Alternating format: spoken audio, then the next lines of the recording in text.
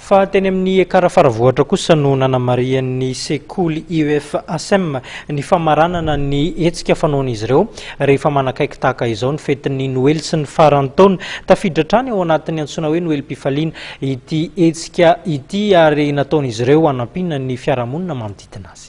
Olona sahirana ara-pivelomana zato mahery no nitondran'ny mpianatra sy ny mpanabe amin'ny sekoly UFASM Andravoahangy Firavoravo io maraina io tetsy amin'ny toerana sosialy tetsy amin'ny Karafaravohitra.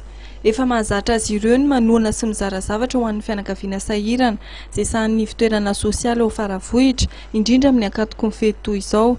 Ka tamin'ity dia vary sy makaroni indray no voatsirambiny tanan'izy ireo natolony am-pifaliana ho an'ireto fianakaviana sahirana ireto. Tena faly bebe, tena faly nahazo izao fanampiana amin'ny mpianatry ny lyseon'izao. Tsy dia ny sakafo fihinana loatra ny zava-dehibe fa ny fifaliana ihany koa no tian'ireto mpianatry ny UFASM ireto ho zaraina amin'ireo mpiara-belona aminy. Nanamafy izany ny talen'ny sekoly Ramatoa Eliana Razafy-Manantsoa raha nandray ny fitenenana sy nitondra ny teny Firaritsoa ho an'ny rehetra. Hira sy dihy no anisany natolotra izy ireo fiara-mikorana tamin'ireto fianakaviana maro ireto.